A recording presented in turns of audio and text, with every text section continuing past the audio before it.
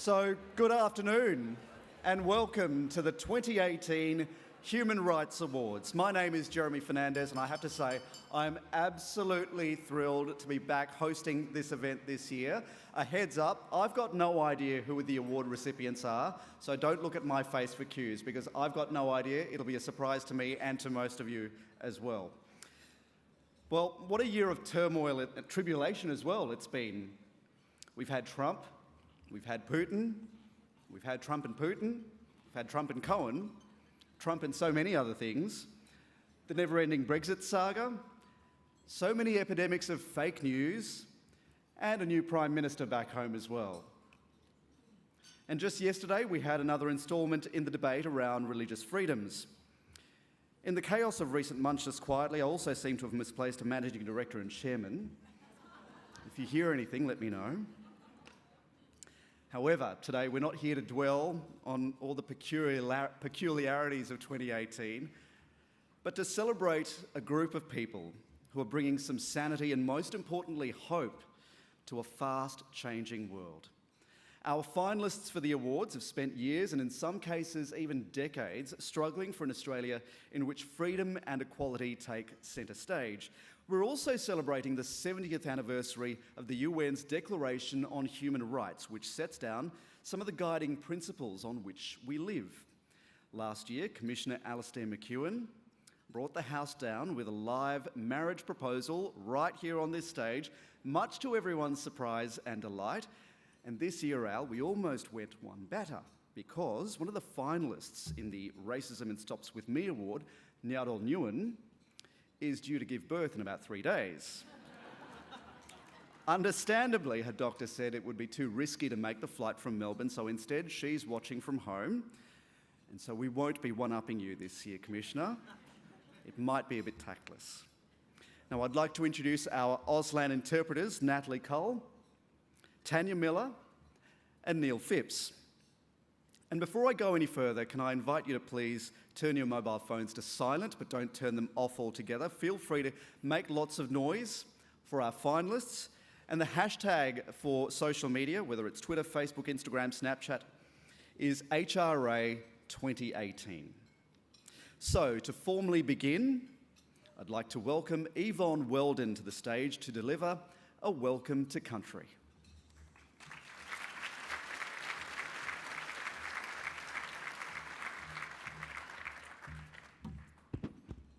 Good afternoon, President, Commissioners, ladies and gentlemen, sisters and brothers.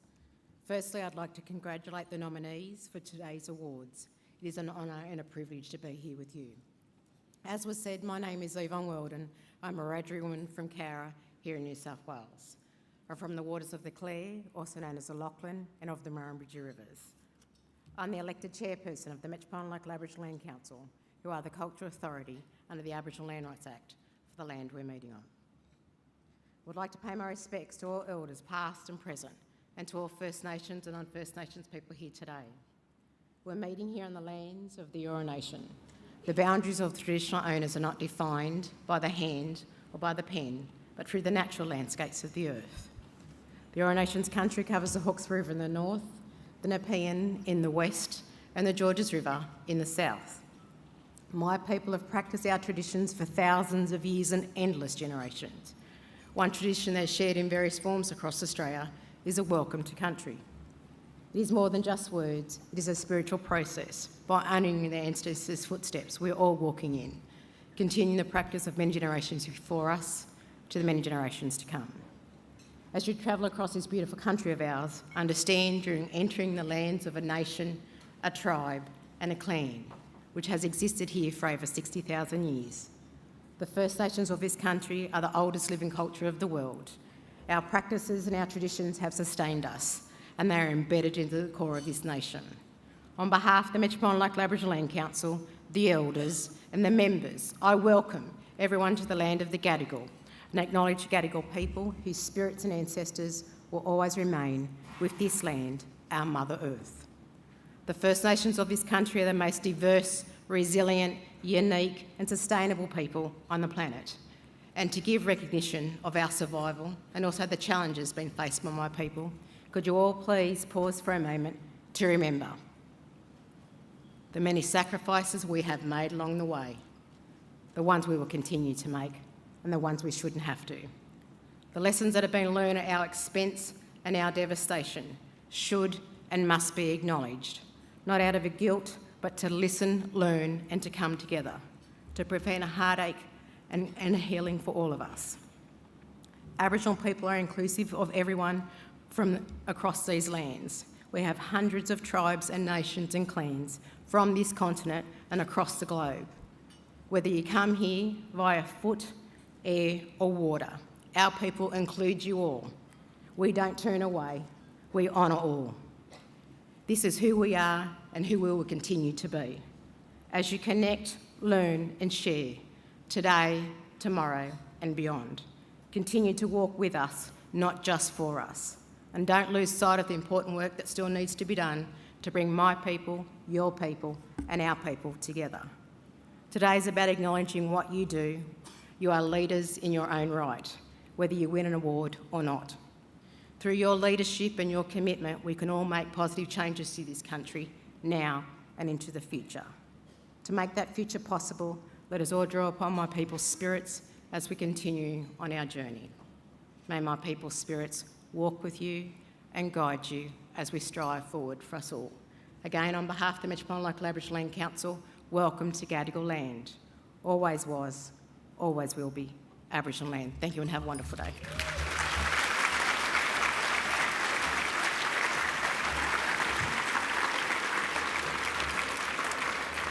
Thank you, Yvonne.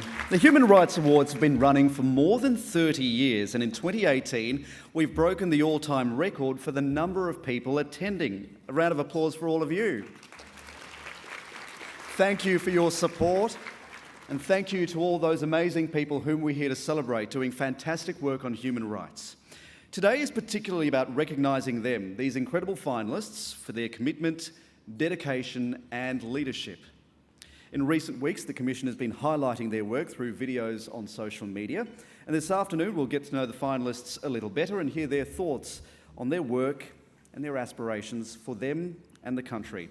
There's also detailed information about each of them in your programs. I'd now like to welcome to the stage the Commission President, Emeritus Professor Rosalind Croucher AM, to deliver the keynote address.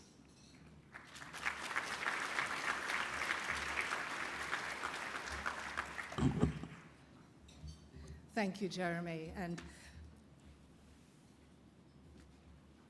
I don't usually bow before I'm going to give my speech, but anyway, it's a good precedent, shall we say. And thank you, Yvonne, for that very warm welcome to country. I also pay my respects and acknowledge elders past and present of the Gadigal people of the Eora Nation, and pay my respects particularly to any Indigenous guests joining us today, of which there are very many. On behalf of the Australian Human Rights Commission, may I welcome each and every one of you, and especially our finalists, to the Human Rights Awards for 2018. The awards provide us with an opportunity to reflect on the extraordinary achievements of our fellow Australians to making our country a better place. The catalyst for some of our finalists is born out of tragedy. The catalyst for others is wrought in anger, translated into a fierce determination to effect change, or to expose human rights abuses so that redress may come. Others are seized with an idea to change the world. The unifying theme is of resilience and of profound optimism. There is much to celebrate, much still to do. Today we celebrate and honour the achievement of outstanding contributors to the mission imagined in the Universal Declaration of Human Rights, which turns 70 this year. This international Magna Carta for all people everywhere was introduced by the chair of the United Nations Commission on Human Rights, the indomitable Eleanor Roosevelt, widow of US President F.D. Roosevelt. Human rights, as set out in the Universal Declaration, start with an essential proposition that people are born free and equal in dignity and rights, as Article 1 affirms. The Declaration embodies a vision that transcends political parties and political systems and reaches across all nations and all societies. But as Mrs. Roosevelt reminded us, documents such as the Universal Declaration carry no weight unless the people know them, the people understand them, unless the people demand that they be lived. And so today I'm delighted to announce that the Commission will conduct a national summit on human rights in mid-2019. This will be a key part of a national conversation on human rights that we will lead next year. Why do we need such a conversation? Because we seem to have lost sight of the overall purpose of protecting the human rights of the whole community. Legislation is not comprehensive in its protection. Our discrimination law is complex and does not protect everyone in our community. Our discrimination laws are important. They directly reflect our international commitments and can achieve many positive systemic outcomes. But discrimination law is framed in the negative space, what you can't do, and relies on a dispute before offering a solution. Our human rights system was innovative in the 1980s, but now has been surpassed by developments in other countries. We need to reimagine our system of protections of human rights and freedoms so that we can provide everyone in the community with the opportunity to be the best that they can be.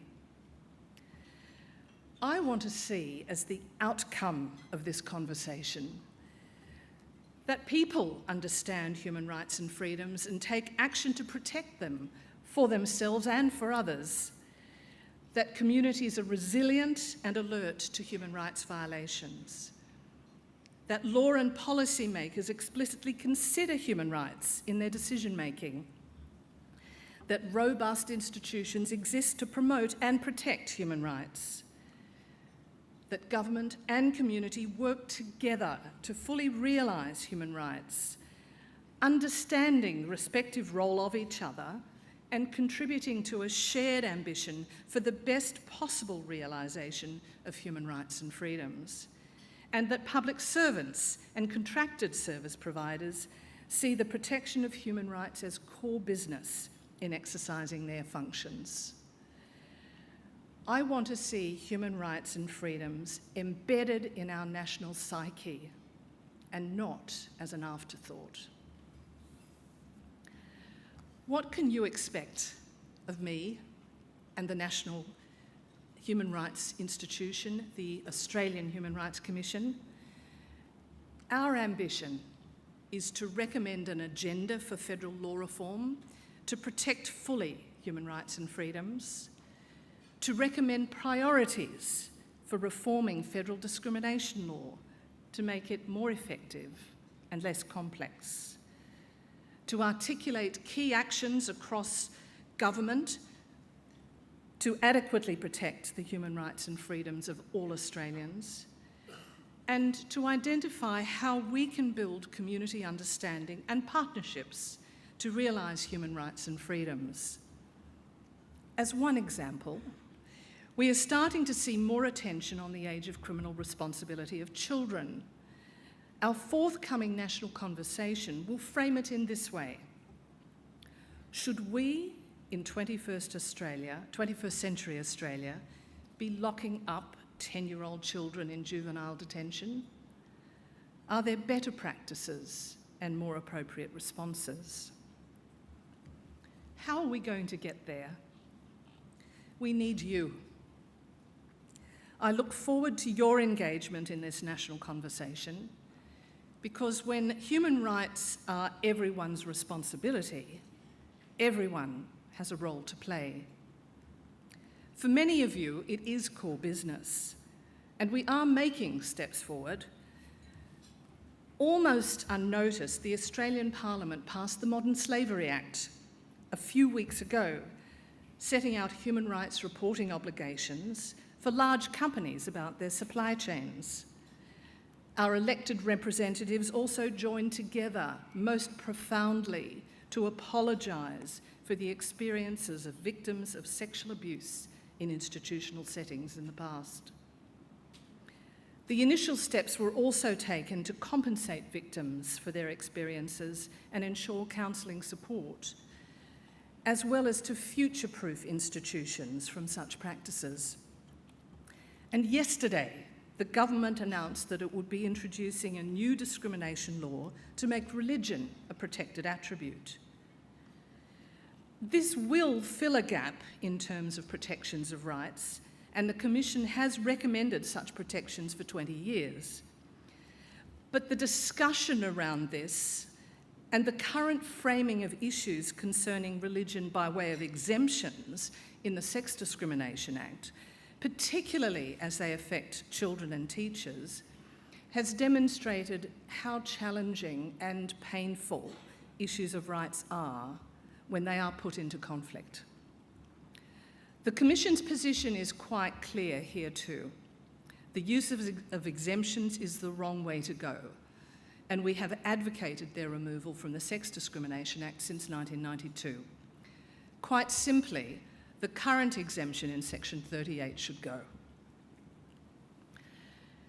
It is critical that any new laws or any new amended laws do not create new forms of discrimination. Australia must protect the rights of all people.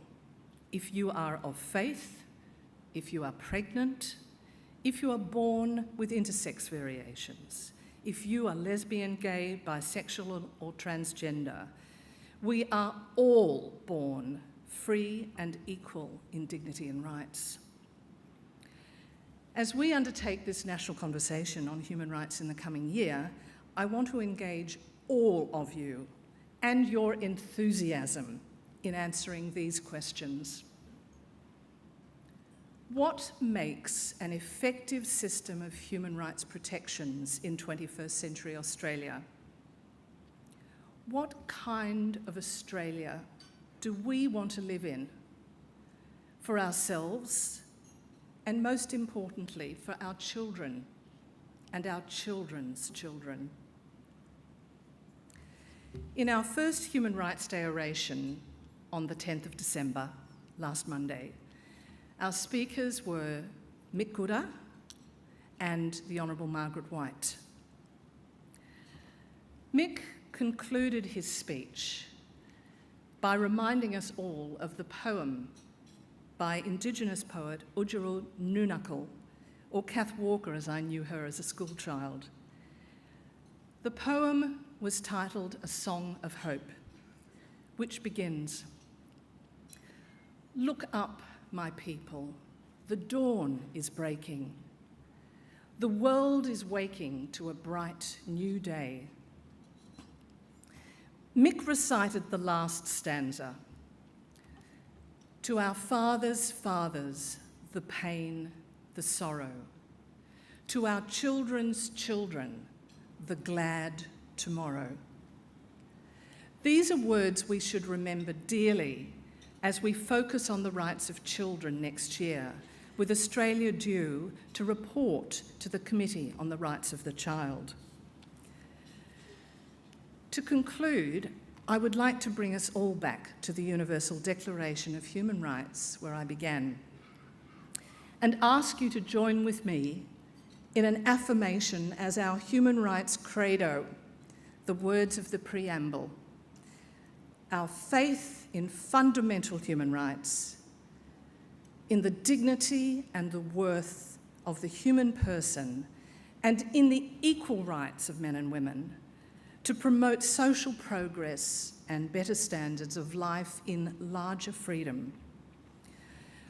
Or again, in the words of Oodgeroo Noonuccal, to our children's children, the glad tomorrow. Thank you. And now to the awards.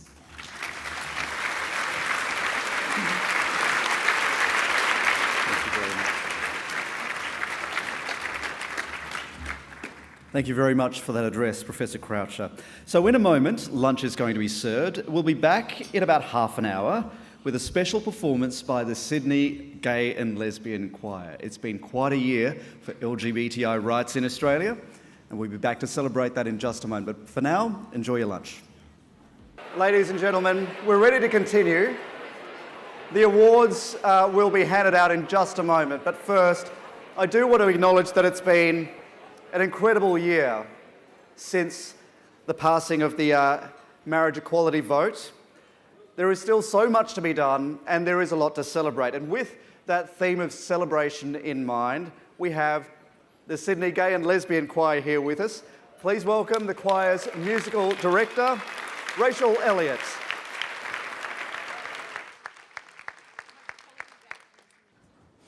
What have I done?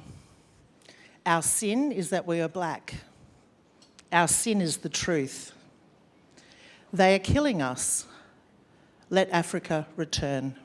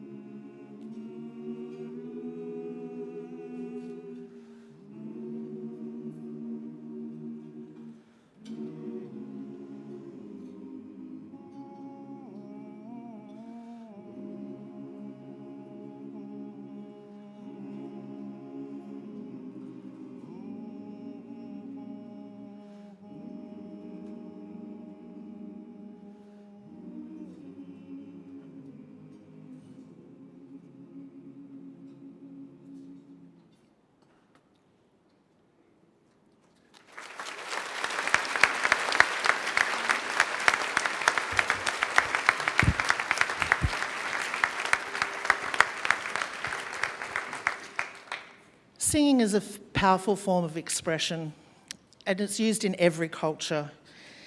Sydney Gay and Lesbian Choir is a community of singers who believe in respect, equality, and inclusion for every person. We sing of people, places, events and circumstances that shape our lives. We sing songs of joy. We sing songs of protest, like Zenzanina that you just heard.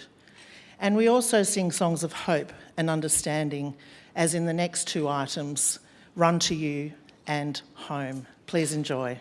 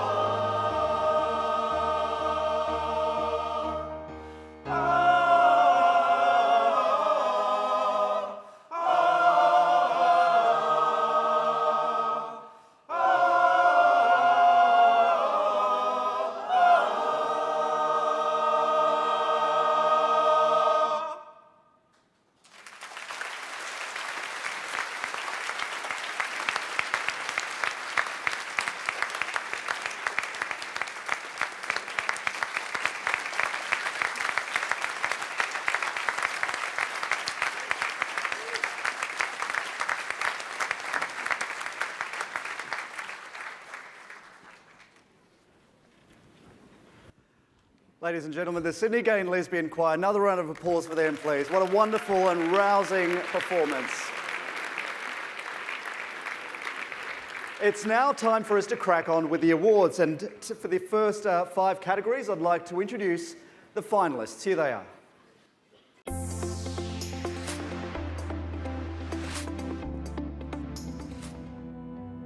How did you get yourself into that situation? Has it completely ruined your life? What were you wearing? Were you drunk? Was it your fault? You can't prove it. Why should I believe you? Wow.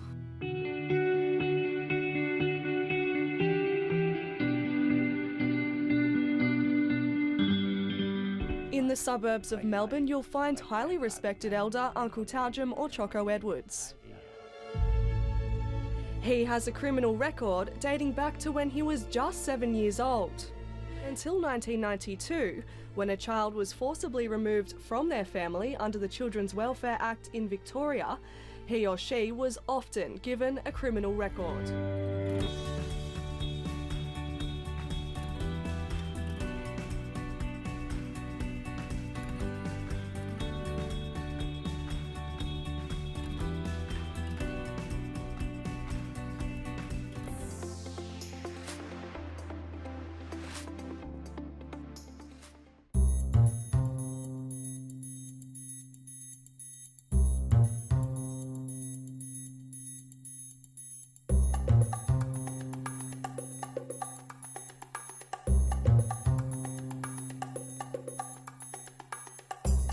The Schools Congress uses group discussions, games, guest speakers, live music, school planning, and an interactive performance to empower young people to stop racism in their school.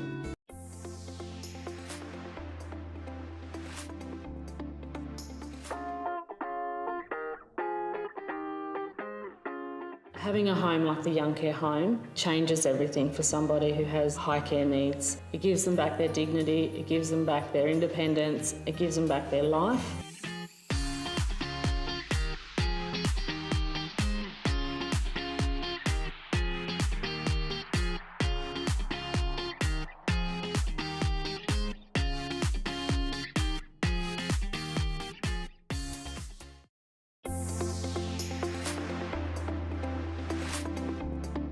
Here in Victoria, we have the Charter of Rights and Responsibilities. We're the only state in Australia to have it. And it's imperative that we use that opportunity to make sure everyone in Victoria knows about the rights and responsibilities that they have under the Charter. It's important to note that cities like Ballarat can make a difference and show leadership through inclusive policy and practice. Most importantly, giving agency to the refugees themselves, to listen to what they are saying.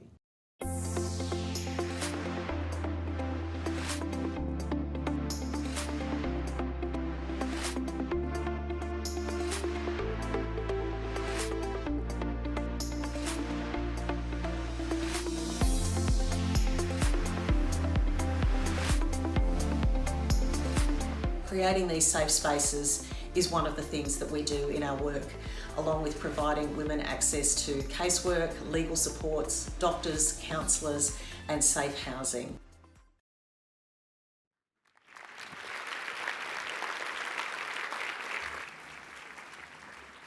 So the first of our awards is the Government Award. It's the first year of this category in which we recognise great work on human rights at the national, state and local government levels. The Government Award is proudly sponsored by the Department of Foreign Affairs and Trade, and joining me on stage to present the award is the Age Discrimination Commissioner, the Honourable Dr. Kay Patterson AO.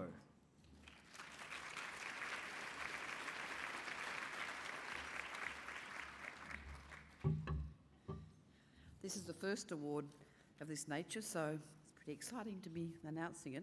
And you know, the commissioners don't know, so I don't know either. So the winner is the Gold Coast 218 Commonwealth Games Corporation.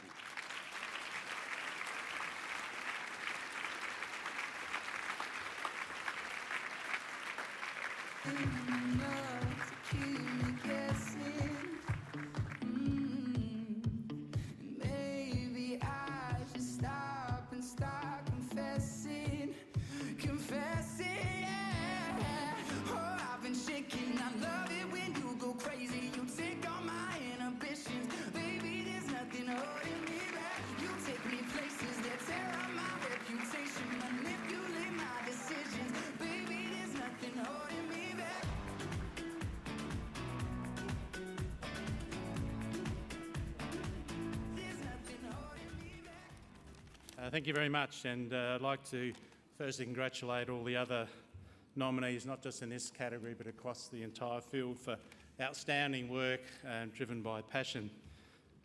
This is a sporting event, and often the base of a sporting event is make it good and come within budget. But the Commonwealth Games is across Africa, Oceania, the Caribbean and Europe, and so many challenges within those countries. So we wanted to make a difference. It was a great sporting event. Australia did well, so we're all happy. But it became known across the world of the game of firsts. And simple things that I know you fight for in your daily lives, such as equal number of medals for men and women, which seems so simple but never happened again before in Olympic Games or any major world event, and we're able to do that.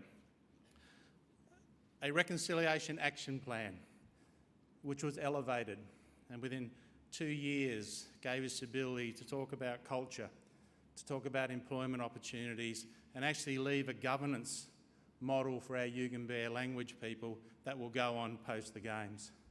And the third was the largest integrated para-sport event ever, which recognised ability, not disability, and has set a standard now for events across, thank you, events across the world, and there are no excuses. We started on our bid with the saying, anything's possible. And as I close, I'd like to acknowledge on table 20, Chelly Eason, Caddy Barton, Harvey and Michael Whitehead, because this is not easy. Sport is sport. It has to stand for more than that.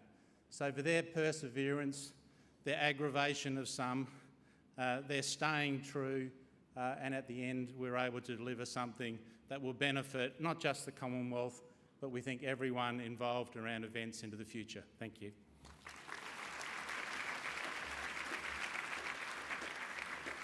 Congratulations to all of you, and indeed to all the finalists. The next award is the Racism It Stops With Me Award, sponsored by the delegation of the European Union to Australia and New Zealand. Joining me to present this award is the Race Discrimination Commissioner, Chin Tan.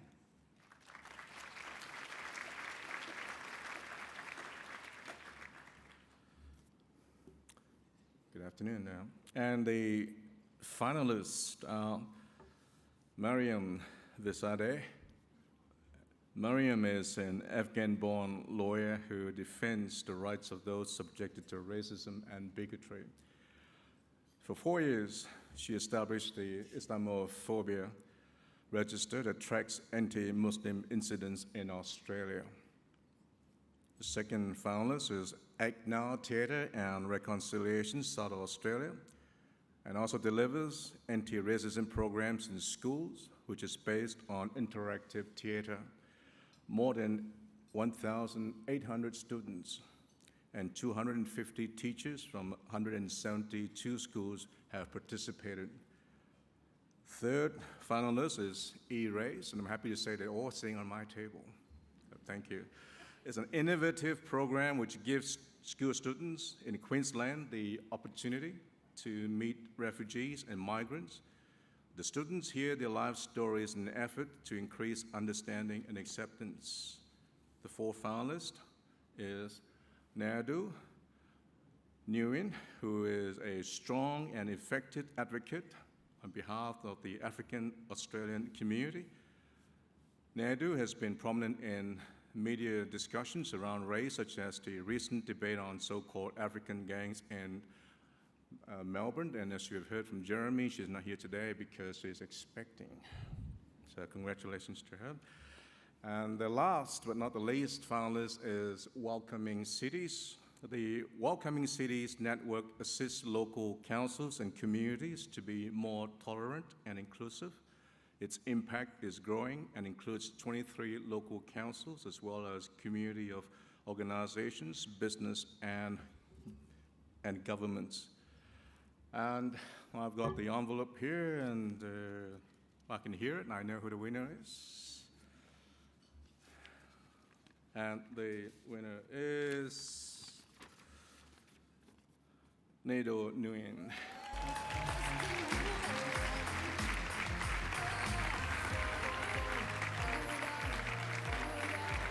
No, as you know, Nyadol couldn't be here. She is very heavily expecting, due in 3 days. So to accept the award on her behalf is her friend Melanie Poole.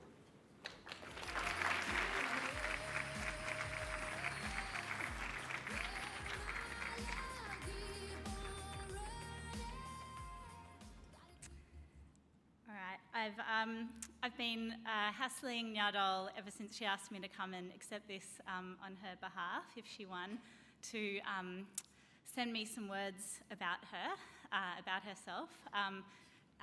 She being typical Nyadol, hasn't, but gave me license to say what I wanted. So I've tried to just think of what I can say about Nyadol in the space of a couple of minutes, which is a very hard task. But there are two things that I think really kind of represent core parts of who Nyadol is.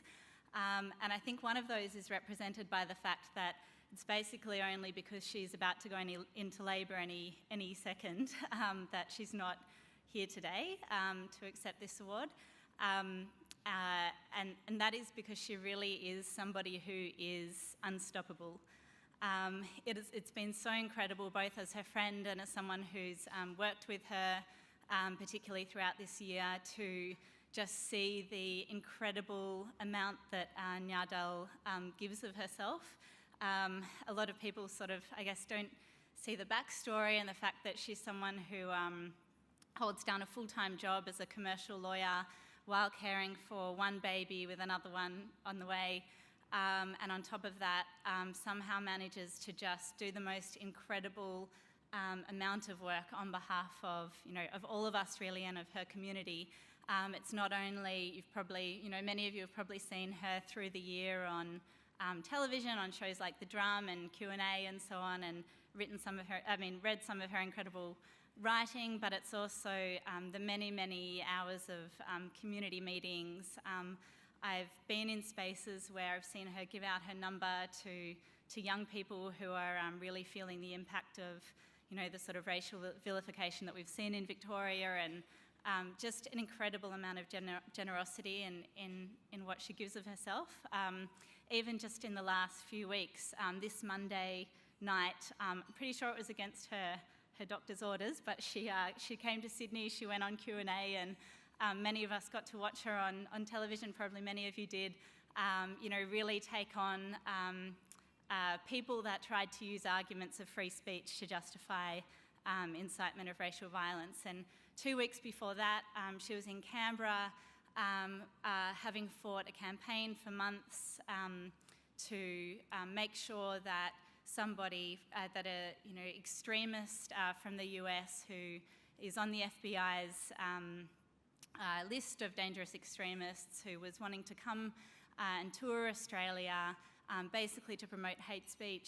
She campaigned for months. She went to Canberra. She stood with women like Antoinette Braybrook and Marsha Langton, strong Aboriginal women, and they took on that fight and they won. And that was just a few weeks ago. So she really is unstoppable. And the second thing I just wanted to say about her is also embodied in the fact that the only words she really gave me to share today were words of thanks. And I think that really goes to something that's so core to what I know of Nyadol, which is that she's one of those people who has what I think is such a rare quality of a leader, which is that, and I think anyone that knows her would describe her this way, that she really has managed to do that thing where she's tapped into a place of really deep compassion.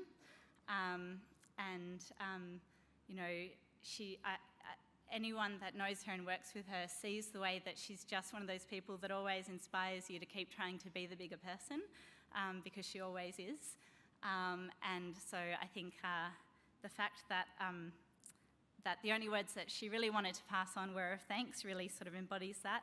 And so I'll end with those words of thanks that she wanted to pass on, which were just to thank her family for their support, Arnold Bloch-Liebler, where she works as a commercial lawyer, and for all who have provided encouragement and support, and the recognition that you're giving her here today.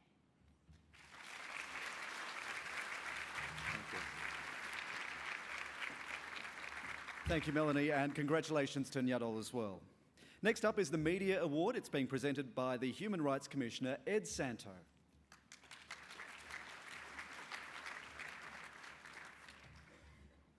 We all know the importance of freedom of speech and that not all speech is of equal value.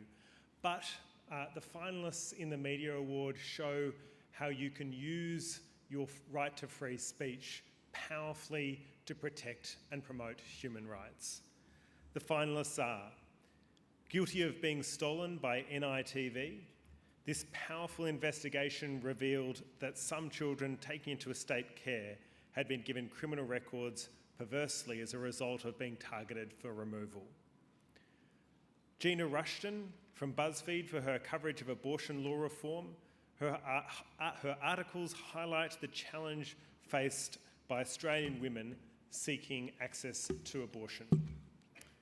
Employable Me by the ABC and Northern Pictures. This documentary series provided an insight into the challenges faced by people with disability in the workplace. Sick on the Inside by Bronwyn Adcock for The Monthly. Bronwyn's feature showed the tragic outcomes that can result from a lack of adequate mental health support in our jails. And You Can't Ask That, Survivors of Sexual Assault from ABC TV.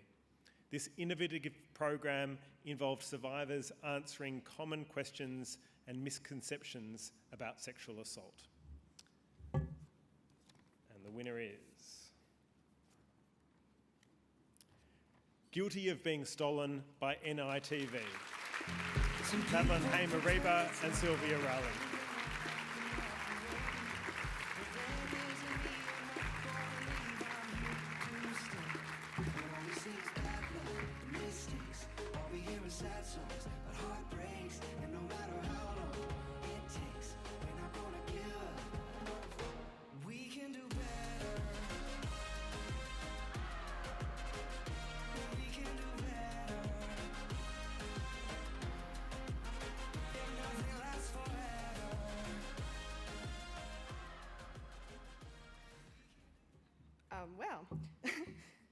First of all, I just want to acknowledge the traditional owners of the land we're on today, the Gadigal people of the Eora Nation. I'd like to thank the elders that we worked with for trusting us to tell their story. So Uncle Taldrum Edwards, Auntie Vicky Roach, and Uncle Larry Walsh. Also, thank you to NITV for supporting us to do this story. Thank you. This work that we're doing is really all about getting recognition for thousands of people who had this black mark of a criminal record against their name as innocent children. And in many cases that went on to affect them for the rest of their lives. And in Victoria, legislation's been passed to apologise for this and to expunge those records. And that's in large part thanks to the bravery of those elders that Madeline was talking about. But we know that this happened elsewhere in Australia, and we're hopeful that other states will also follow suit. Thank you. Thank you.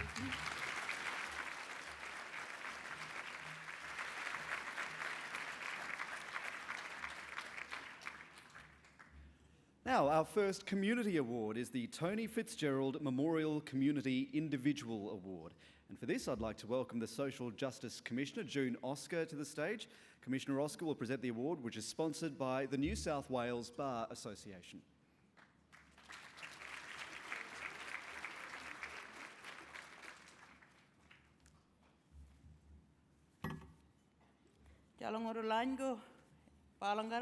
Good afternoon, everyone. Thank you, Yvonne, for your welcome to country. Just too deadly. Right, so we have the Tony Fitzgerald Memorial Community Individual Award, and the finalists are Alex Greenwich, who was one of the key voices in the successful campaign for marriage equality. He has spent more than a decade campaigning for equal rights for LGBTI Australians. Katia Malakias, who is a parent of a child with a disability and has long campaigned for disability rights. As part of that work, she founded the Australian Alliance for Inclusive Education. We have Annabelle Daniel. Annabelle is the CEO of Women's Community Shelters. Her human rights work focuses on providing shelters for women and children escaping domestic violence or facing homelessness. We have Ramdas Sankaran, who has spent his working life fighting against discrimination, particularly towards refugees, asylum seekers, and Aboriginal and Torres Strait Islander peoples. Finally, we have Natalie Lewis, who is a proud Gamilaroi woman from Queensland. Natalie has played a leading role in youth justice and child protection for Aboriginal and Torres Strait Islander children. And the winner is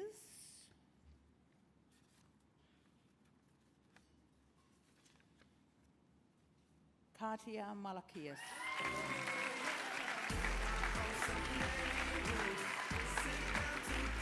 I'll give her this here.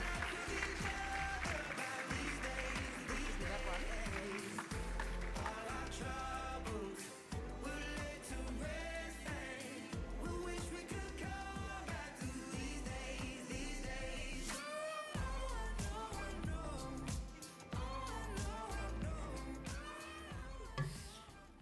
Wow, thank you so much. It's amazing.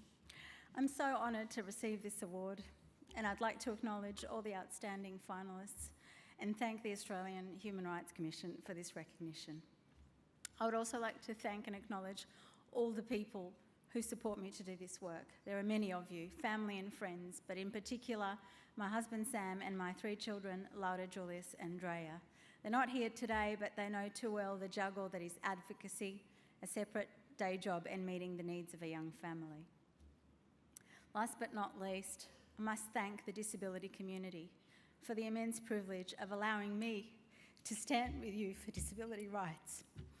Your guidance, knowledge and generosity in sharing your perspectives have been critical to me, both as a parent and as an advocate. I'd like to shout out to all the inclusionistas, I know some of you are here, disabled people and families speaking up for the right of every child, including children with disabilities, to an inclusive education, a right that is recognised under international human rights law applicable to Australia, but which remains widely contested and frequently violated. Inclusive education is a human right. It's the right to a universally accessible education system that responds to the diversity of all children. It's the right to receive supports and accommodations in regular classrooms in neighbourhood schools. It's the right not to be segregated in special places for special people. An insidious discriminatory practice that paves the way for lifelong exclusion, marginalisation and disempowerment.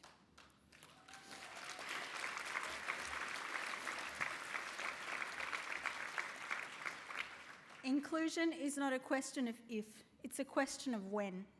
And that when depends on all of us. It will happen when we all commit to supporting equality and ending discrimination against people with disabilities. When we call out systems and policies that not only facilitate but still promote segregation and exclusion of disabled people in education, employment and other settings. When we commit to real opportunities and access for everyone at every level. Thank you.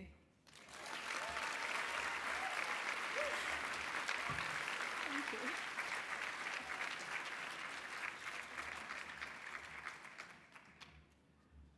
Now, the Community Organisation Award is next. It's being presented by the Disability Discrimination Commissioner, Alastair McHugh, and as many of you will know, Alastair proposed to his partner of many years on this very stage this time last year. So, how is married life treating you?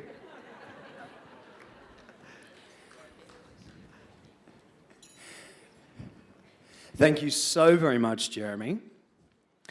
Married life, yes, married life. How is married life treating me? Just fabulous. Michael and I were very blessed to have had a wonderful day of celebrations back in March with our family and our friends. And I am very pleased to say that unlike last year's live marriage proposal through FaceTime, which I had with my iPhone, I don't need that here today because he's actually right in the room with us all now. So hello, husband.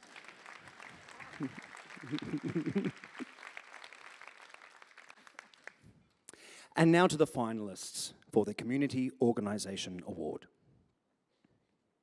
Colony 47 Housing Connect. They help vulnerable people in Tasmania with their housing needs. The service assists with crisis accommodation, as well as public housing and private rentals. Young Care. Young Care provides young people with disabilities accessible and age-appropriate accommodation. One of their priorities is helping young Australians leave aged care facilities or hospitals. Next, Care Leavers Australasia Network, or CLAN. CLAN assists people who were in care as children as well as their families. It played a key role in the establishment of the Royal Commission into Institutional Responses to Child Sexual Abuse.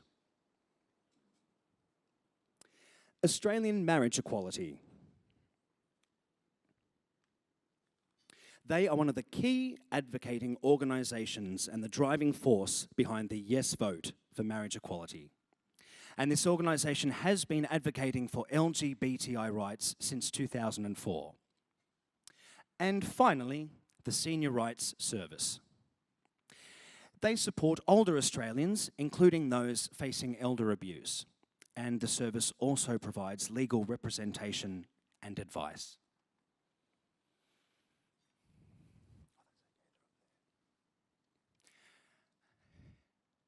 And our winner is Australian marriage equality.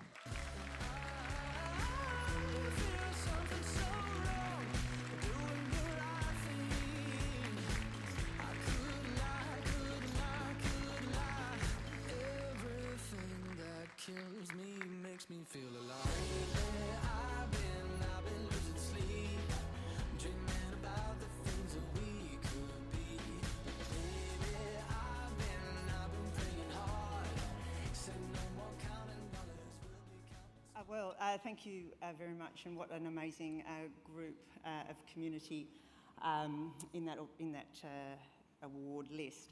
On behalf of my co-chair Alex Greenwich and the good people at AME, thank you to the Human Rights Commission for this award.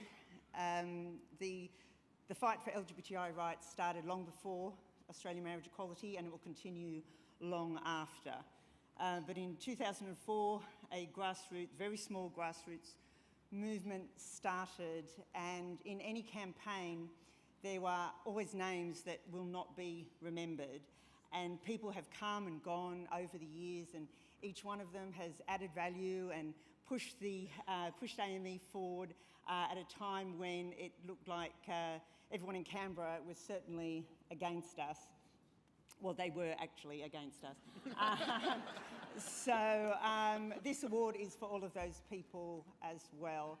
I would like to say special thanks to Alex Greenwich, whose determination and intelligence and leadership was completely inspirational to all of us. And I'd also like to thank the good people on table 26.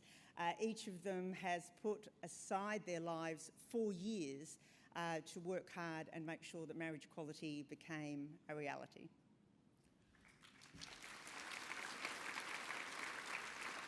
And of course, there remains much work to be done both here and abroad. And Australian marriage equality at the moment is committed to spreading the messages of love and equality around the world. And we've already begun work with countries and their local marriage equality campaigns in Thailand and Taiwan, and will continue to do so. In terms of the wider LGBTIQ community, of course, there remain a number of battles to be won, and I can assure you that the individuals, organisations and communities that make up the LGBTIQ community in Australia will continue to fight for freedom and for equality for our bodies, relationships and communities. Thank you.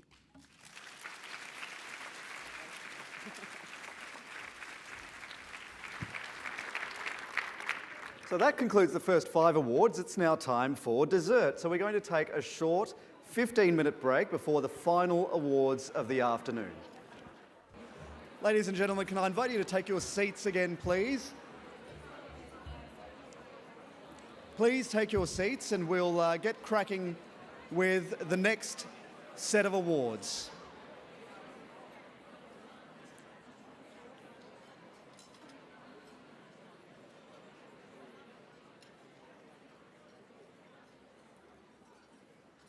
On this, the 70th anniversary of the UN Declaration of Human Rights, it's an important day to remember that the struggle for human rights is a global one. As we gather here today, there are hundreds of thousands of asylum seekers who are on the move, millions of people living under the threat of tyranny or war, and many children the world over are being denied the simple joys of childhood. Joining us to give us an international perspective is Dr. Fabio Spardi, the Deputy Head of the Delegation of the European Union to Australia.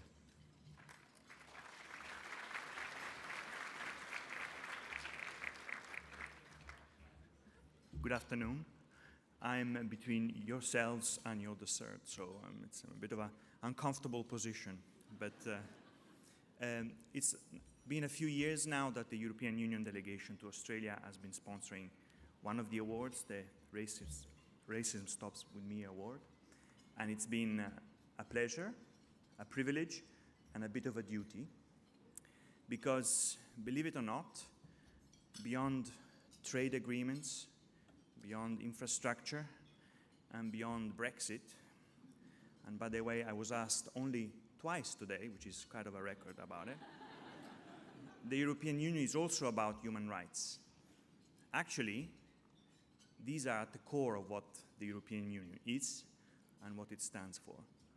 Now, that doesn't mean that we are perfect at it, far from it, but I challenge you to find any country or state or regional or even NGO that is perfect at it, but we are striving for perfection, and we need your help to get there eventually. That's it.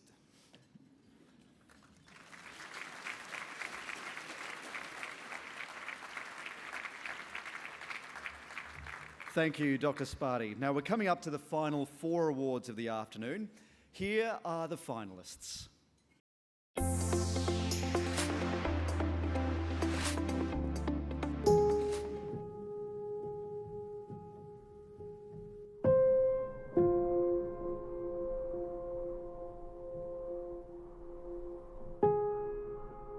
Domestic violence is the main cause of homelessness for women and children.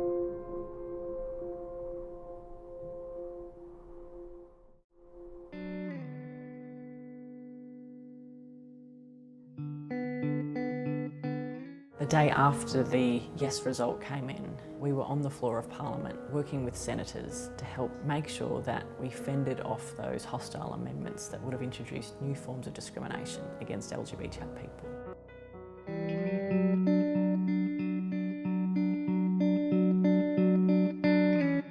The assumption that collectively older persons are an economic and social burden in their communities, and individually that they lack capacity to contribute meaningfully to their societies and are therefore of little value.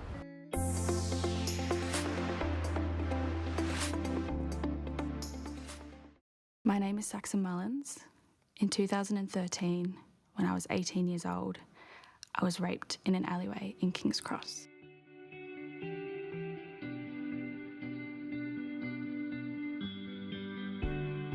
I wanted a way that I could teach every child about autism so they knew what it was and in turn would be able to better understand kids like Jay and not be afraid of them anymore. I've been passionately pursuing enacting social and tangible change at the grassroots level in my community since the age of 6. Connacht Minolta has played a lead role in calling for the introduction of modern slavery legislation in Australia. We've developed an ethical sourcing roadmap and a supplier code of conduct and a human rights position statement. The Indigenous Cadetship Program at Gilbert and Tobin allows for Indigenous law students at all stages of their degree to get exposure to a corporate law firm.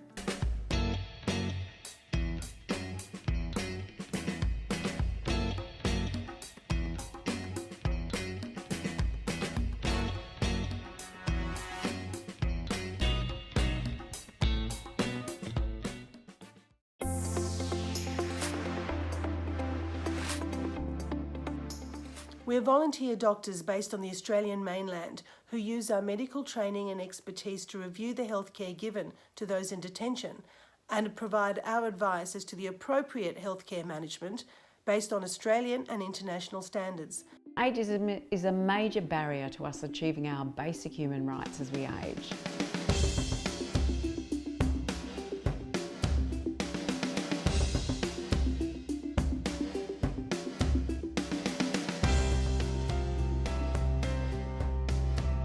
Until all humanity lives in the same civic universe, we will continue to struggle for human rights.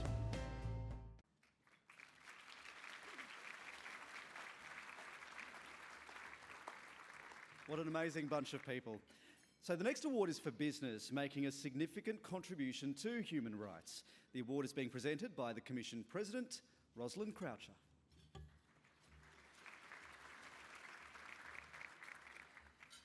In the next award, there are a number of businesses, a very wide range. I think you'll find them an extraordinary, diverse group. The finalists are Gilbert and Tobin for its Indigenous Cadetship program, which has been running for more than a decade. The program provides part-time employment as well as training and mentoring. Secondly, Woolworths, which has developed a refugee employment program.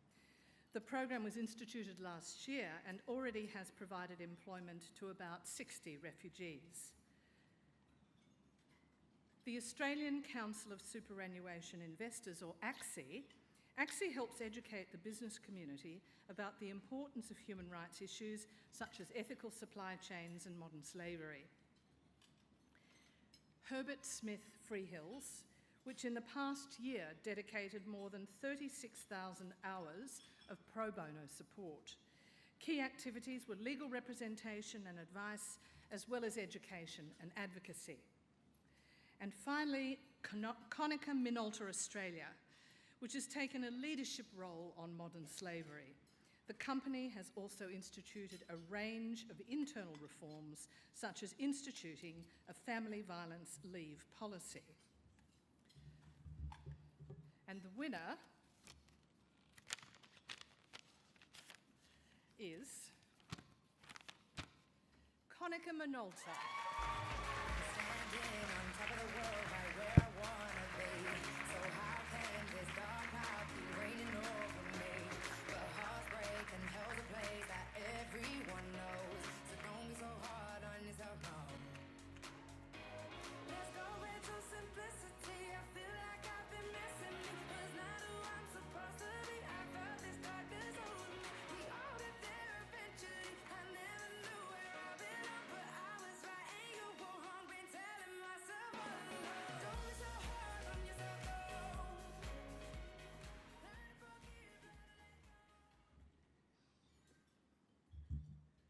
Good afternoon. Thank you for this award, and I'd like to congratulate the other Business Award finalists. It's a pretty incredible category that we find ourselves in. At Konica Minolta, we're proud of our CSR strategy and the initiatives we've pursued under this banner. Yet it's the way in which it's evolved that captures the essence of what we do at Konica. Each pillar emerged because one of our people believed so passionately in an issue that it was affecting a colleague or someone in the wider community. And so in addition to their day jobs, we have people who embarked upon these passion projects. And never underestimate the power of passion in a workplace, because passionate people share their purpose. And so what started out for many of these projects is, what do these people need, and how can we actually meet the needs within our business or within the community? It expanded. As a business, we were then encouraged to consider, what role can we play and what higher order can we serve in meeting these needs? And so the result in our business was a gender equality project that expanded to embrace more elements of diversity and inclusion, to consider things like domestic and family leave policies, which sought to truly meet the needs and understand the current and future needs of people in those situations. It encouraged us to embrace an ethical sourcing policy and supplier framework, and focused on educating and empowering people within our supply chain and actively making submissions to the modern slavery legislation process. We also welcome some of our community partners here today at Table 36, and delighted at the richness of the relationships that have developed, and thank them for the impact of their work in our community and on our people.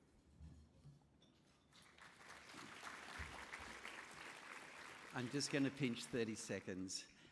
I just wanted to also thank the Australian Human Rights Commission, but I wanted to thank you for everything you do for everyone in this room and for everyone in Australia. You are working every day tirelessly to make the society that we all live in a fairer and more just one. So thank you for that.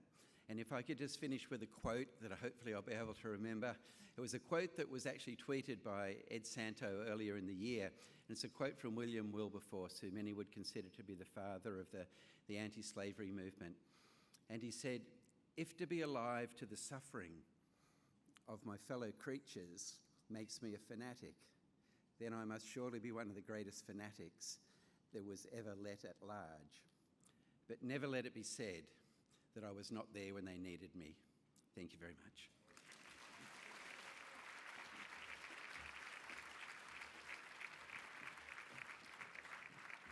Congratulations. The next award is the Law Award, which will be presented by the Sex Discrimination Commissioner, Kate Jenkins.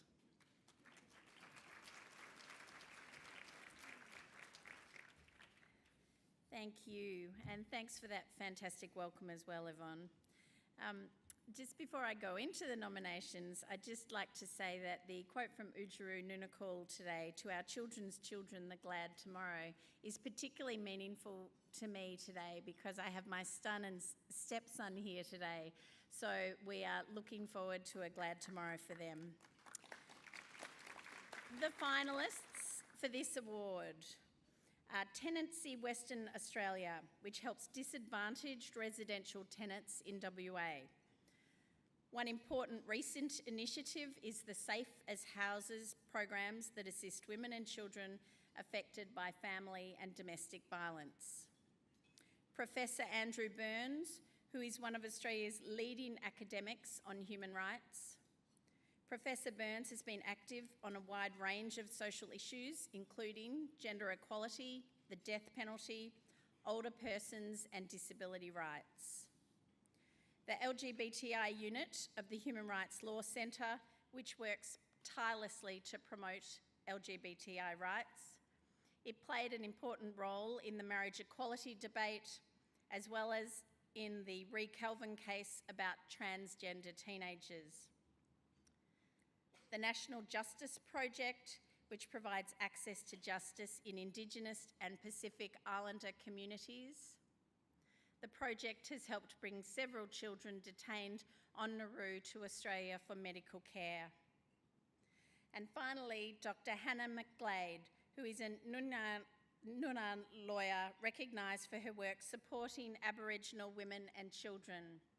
Dr. McGlade has been appointed a Children's Ambassador by the Secretariat for National Aboriginal Islander Children in Care. And the winner is Professor Andrew Burns.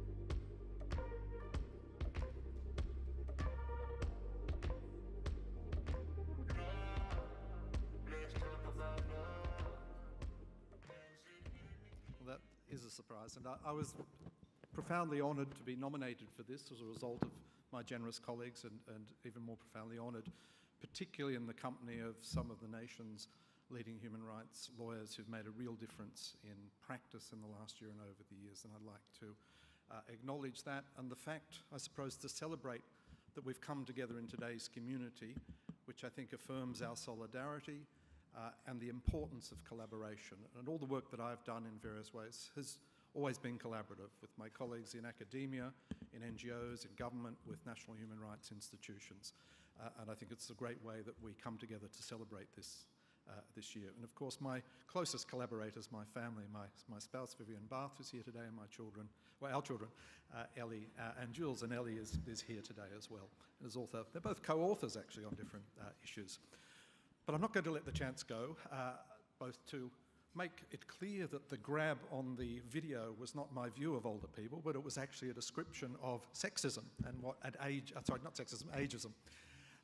And I think that one of the areas, the principal area I'm working on at the moment, is working to try and get the United Nations to adopt a new Convention on the Human Rights of Older Persons with a number of people in this room, the Senior Rights Service and many others. We know that ageism is still all about us. It's one of the big problems that even if we're aware of it, we still keep falling into ageist assumptions and practices, I think. For all the good things that we've done, there's still so much more to do. So I'm going to ask you to do two things, or urge you to consider doing two things.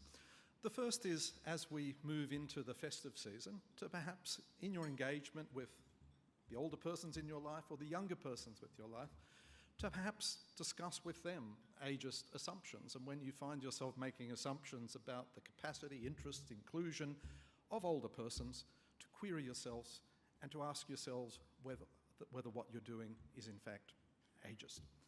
I think we all do it. I find myself doing it all the time, and there are probably ways in which I do it which I don't realise. And the second thing is a bit of political advocacy, because we need Australia's support for this new international effort, which is going to have the sort of impact that the Convention on the Rights of Persons with Disabilities has had in Australia and elsewhere. So I'm urging you to consider writing to your Member of Parliament, the Shadow Ministers, to encourage them, as a matter of policy, to support the adoption of a new convention and to get Australia's diplomats and bureaucrats to support and contribute meaningfully to those UN discussions. And related to that, because we're all here with the wonderful support of the Commission, what I'd also like to see is the Commission, us all to ask the Commission to add its strong voice to that call. The Australian Human Rights Commission is respected, its voice is heard here and abroad. We need its support in order to get the government support to make a difference worldwide. Thank you.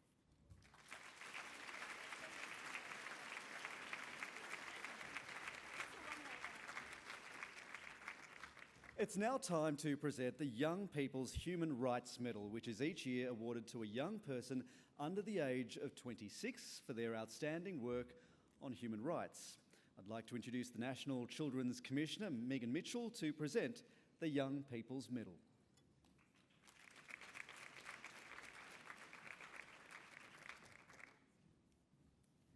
Hi there. I have the best job in the Commission because I get to hang out with children and young people.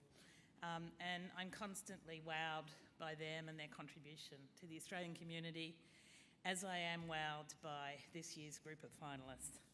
So, who are the finalists? Well, the first is Madison Birchnell, a dedicated, passionate advocate who volunteers in a number of community organisations.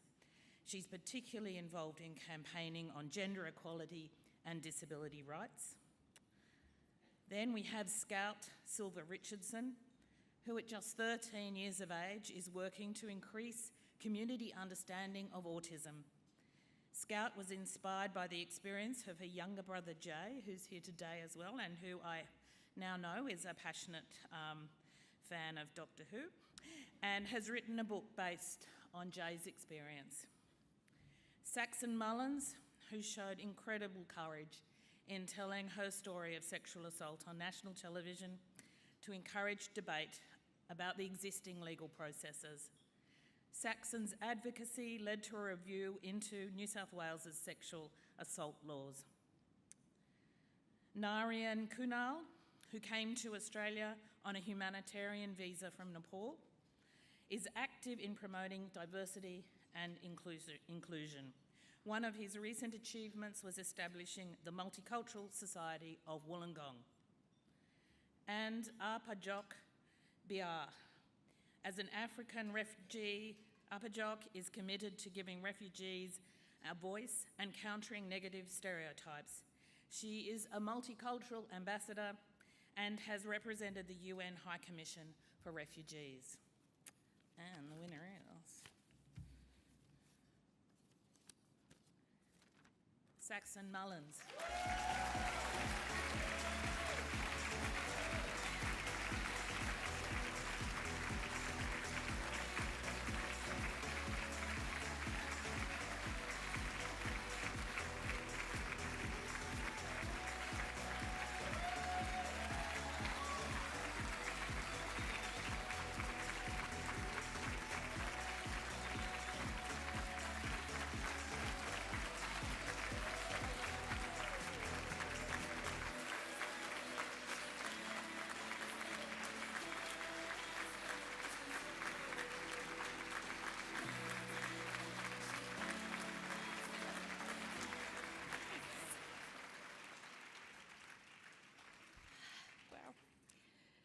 Sorry, I've had a singular glass of red wine, so I might cry. It's amazing to be nominated with so many incredible young people. I'm so glad that we live in a society where we're more willing to listen to women. But with that, I can't forget the reason that I am up here. And I think the root cause of that is something that we can all change. And it's actually really easy. That's the good news. You don't need any special degrees or diplomas. You can just have a chat and talk to your friends and your colleagues and your families about attitudes towards women and violence against women. And it's so easy to change. And being in this room filled with amazing, inspiring people, especially young people, I know that we can do it. So I'm not doing anything later. So do you want to change the world? Thank you.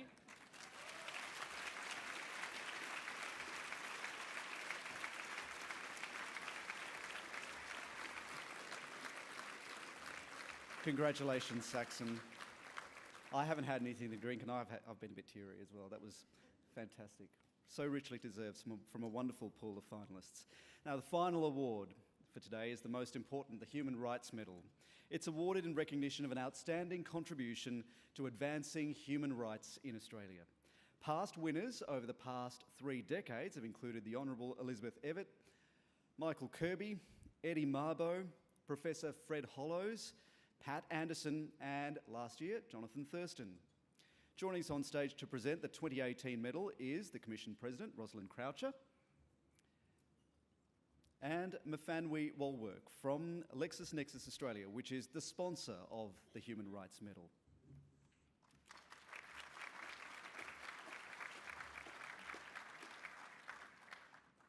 Thanks, Jeremy. It is truly an honour and a privilege to be here today to present the 2018 Human Rights Medal.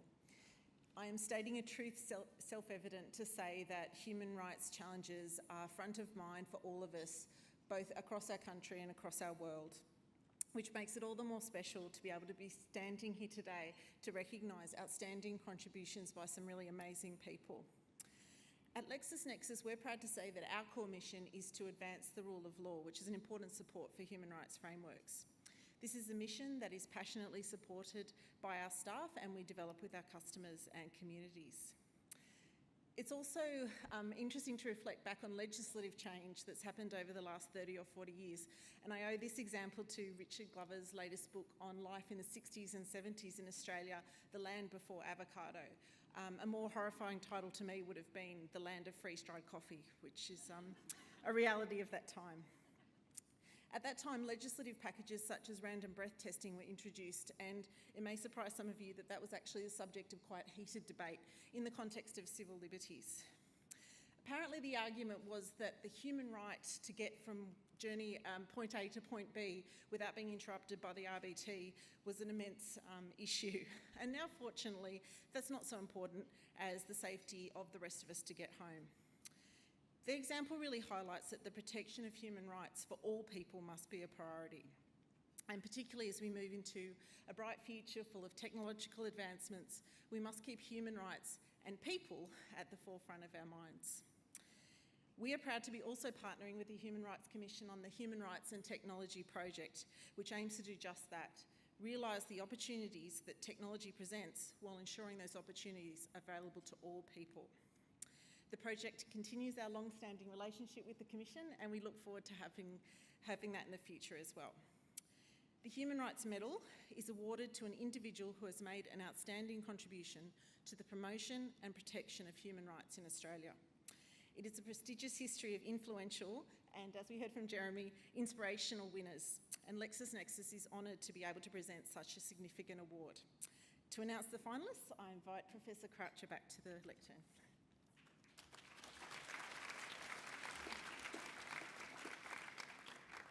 The Human Rights Medal is the big one in the list of medals, list of awards.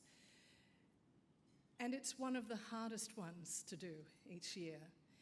We have the most outstanding group of finalists. I will read you a little bit about each one of them, but I know a number of them are in this room. And may I invite you, please, to stand while I read out your testimonial, because each one of you is a winner in our eyes. Each one of you has contributed so much in a lifetime of work. And while we choose a winner, everyone is a winner in our recognition. Dr. Barry Fatterford. I know Barry's here. Barry.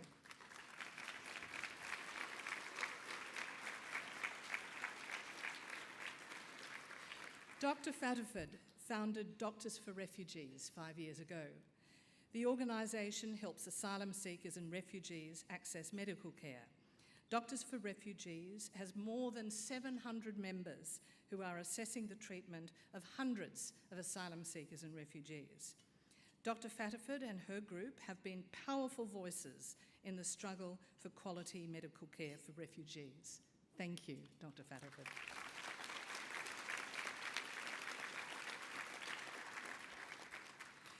Father Rod Bauer. Father Rod, are you with us? Well, we'll give you a big round of applause in absentia. Father Rod is best known for the funny and thought-provoking signs outside his Gosford church, which promotes human rights. But there's much more to Father Bauer than the signs. He is a strong advocate for a range of social justice issues, such as marriage equality.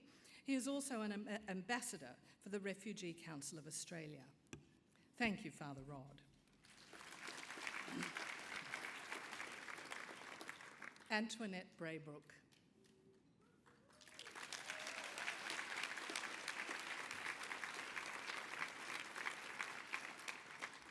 Antoinette has played a key role in the establishment of culturally appropriate legal services for Indigenous people in the area of family violence.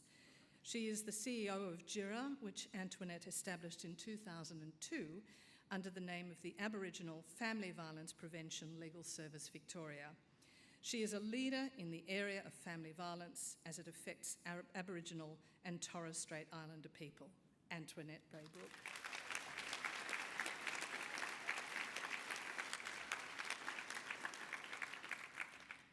The Honourable Peter McClellan, AMQC, and Chrissy Foster.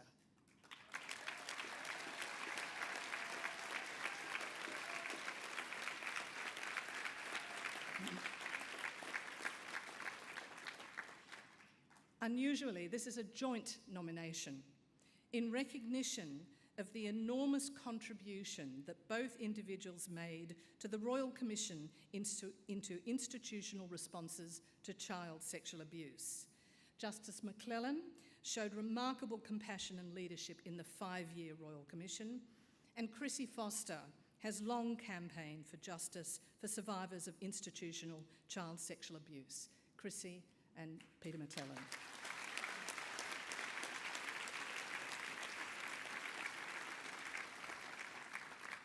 And finally, Dr. Catherine Barrett.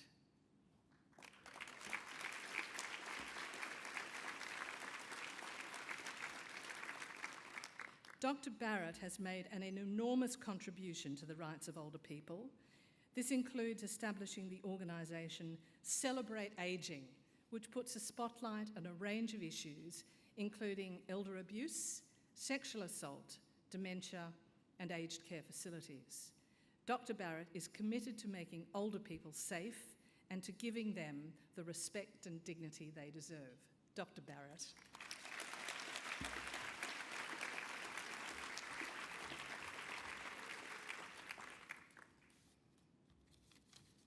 And the winner of the 2018 Human Rights Medal, Justice Peter McClellan and Chrissy Foster.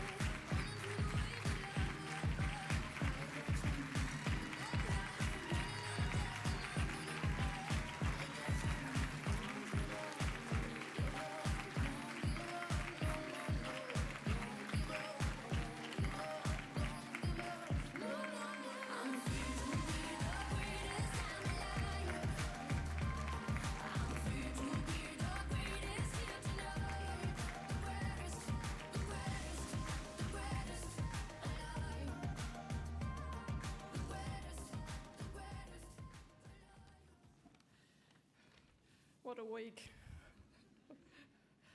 I want to thank the Human Rights for this wonderful award and recognising the history that's happened. I'd like to thank my family and my friends. They are the best that I could ever wish for. They were here for Anthony and I, and I thank you. The commissioners and extensive staff of the Child Abuse Royal Commission have changed our world. Peter, you are a hero to many of us.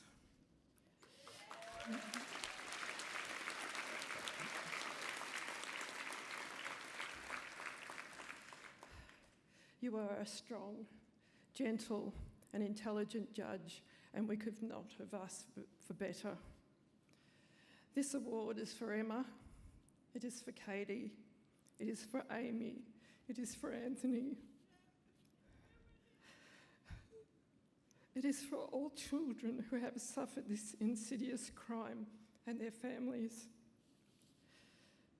This award is recognition of our pain. It is recognition of the deprivation of the human rights of tens of thousands of Australian children. Thank you. Thank you.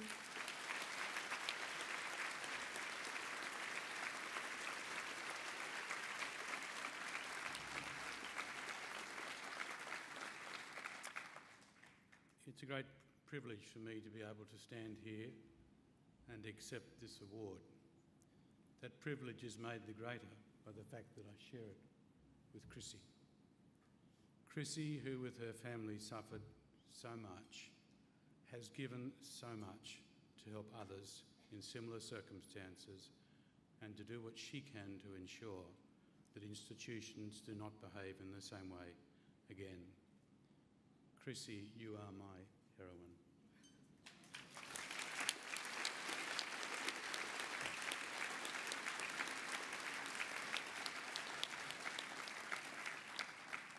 Many of you will know that I spoke at Anthony's funeral. It was one of the, for me, one of the most significant moments in the whole of the Royal Commission's work, because I came to know not only Chrissy but Anthony throughout our journey together. In accepting this award today, it's important that I recognise the great contribution made to the work of the Commission by the other 5 commissioners.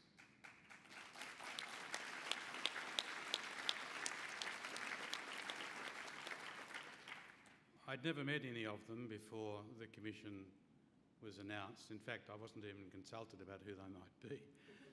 And I arrived back in Sydney from New Zealand to meet with them for the first time before we held a public press conference. For 5 years, we worked together in a harmonious and productive way, the like of which I've never experienced in my life before. It was a great privilege to share the Commission's work with those 5 extraordinary people. But I also must acknowledge the work of the more than 600 people who came to work at the Royal Commission. At any one time, we had more than 300 people working in different parts of the Commission's work. It was a very large enterprise, but all of those who came to us with a dedication to respond to people who had been abused and do what they could to make changes throughout our society. They should all be recognised and thanked for the work that they did.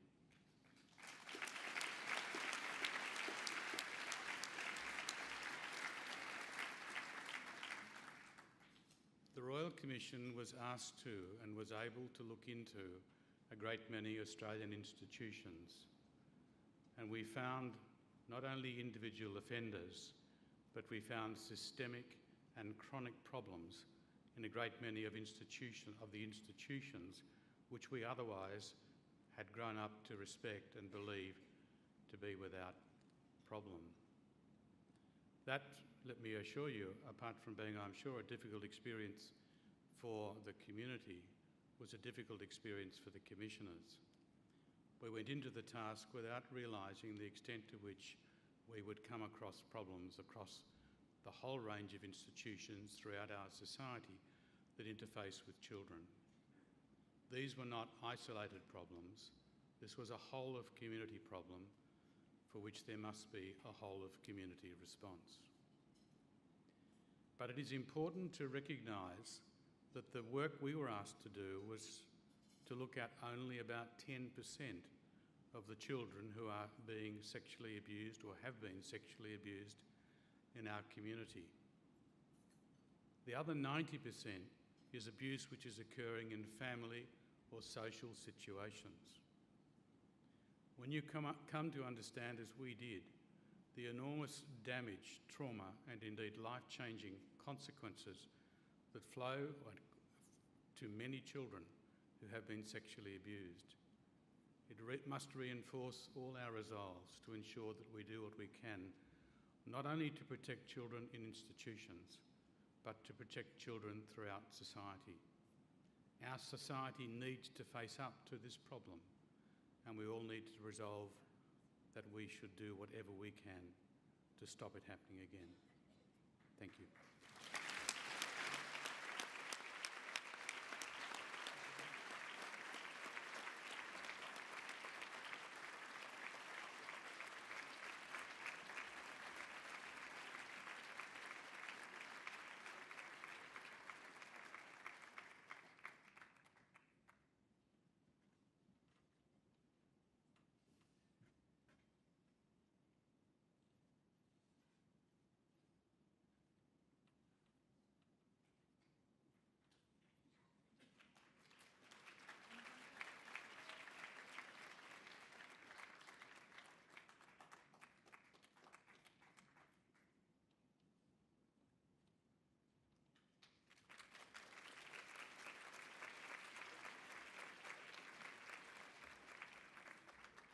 Once again, please, another rousing round of applause for Chrissy Foster, Justice McClellan, all the winners, all the finalists.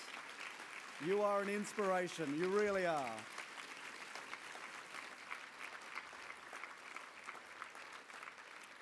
That brings us to the end of today's ceremony. I'd also like to congratulate and commend the Australian Human Rights Commission for elevating and empowering the rights and movements, so many of which are represented here today.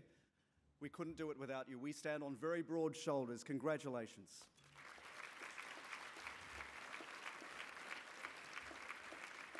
Now, just to wrap up, I'd like to invite all the finalists to come up to the stage for a photograph and to be presented with your finalist certificate by Rosalind Croucher. On behalf of the Commission, I'd also like to thank the sponsors and each and every one of you, a record crowd, for coming along and making this such a terrific and uplifting annual event. The Commission's very keen to get your feedback on this ceremony through a short survey. It can be accessed through a QR code on the cards on your tables. You'll also receive the survey via email.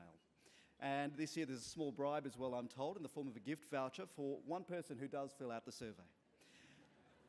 You're very welcome to stay and chat for the next 20 minutes or so before we need to vacate. But again, thank you. Have a great festive season, and we hope to see you again next year. Good afternoon.